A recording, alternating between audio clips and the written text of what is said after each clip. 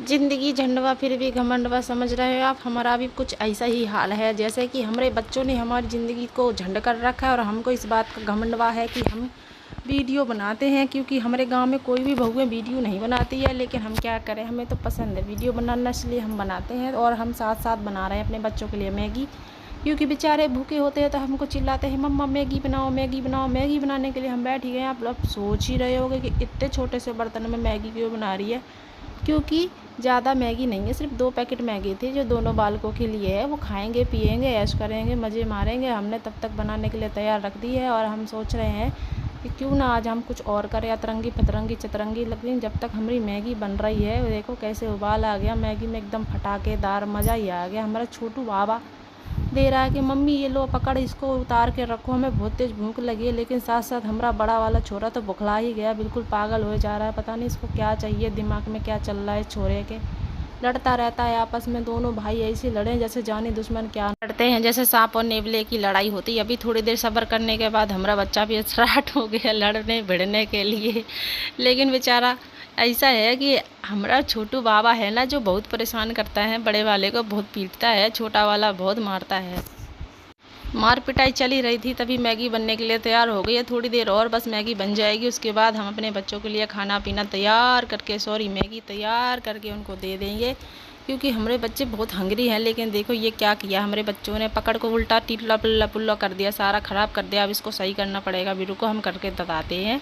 ये देखो हमने इसको ऐसे मोड़ा तोड़ा सही कर लिया, क्योंकि हमको इसके काम बहुत ज़रूरी पड़ता है। और ये हमारे बालक हैं, अंदर आ चुके हैं कमरे में, अब अपनी मैगी का बंटवारा कर रहे हैं कि हम किस तरह से इन दोनों को आपस में बांटें। लेकिन बड़ा वाला बहुत चतुर चालाक है, थोड़ी सी मैगी देके उसको समझा दिया कि ले भाई तेरे लिए बस इतनी है, अब मेरे पास और नहीं है इतनी सारी, तो अब मैं ही खाऊंगा।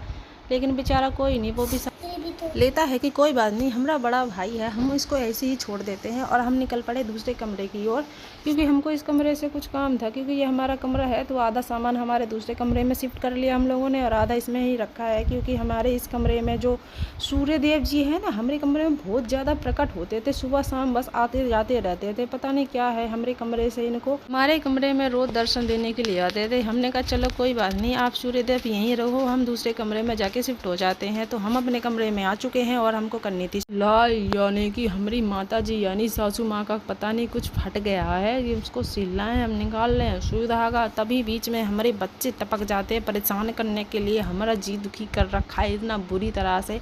चलो यार इन सब बातों को यहीं छोड़ते हैं और हम निकलते हैं अपने काम की ओर। लेकिन काम की बात करी तो तभी देखो कैसे बीच में आ गए, बोले मम्मी पानी दे दो मुझे। हमने कहा लियो बेटा पी लियो पानी तुम।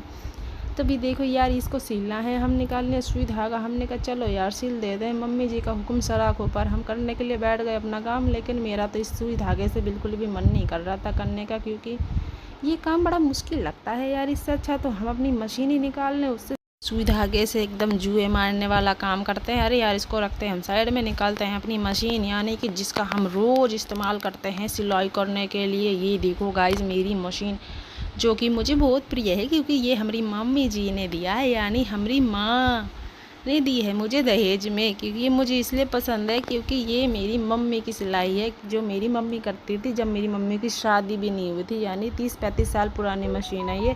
लेकिन इतनी फंटास्टिक चलती है ना कि आपको क्या ही बताएं। अभी तो नई मशीन भी नहीं छाएगी इसको, जितनी अच्छी तरह ये चलती है।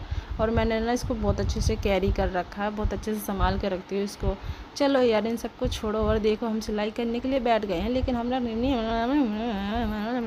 दिमाग तो कुछ ऐसे ही चकरा रहा है दोस्तों। तब तक आप हमारे चैनल को सब्सक्राइब कर लो, हम और कुछ कर लेते हैं, नहीं तो हम ऐसे ही परेशान होते रहेंगे।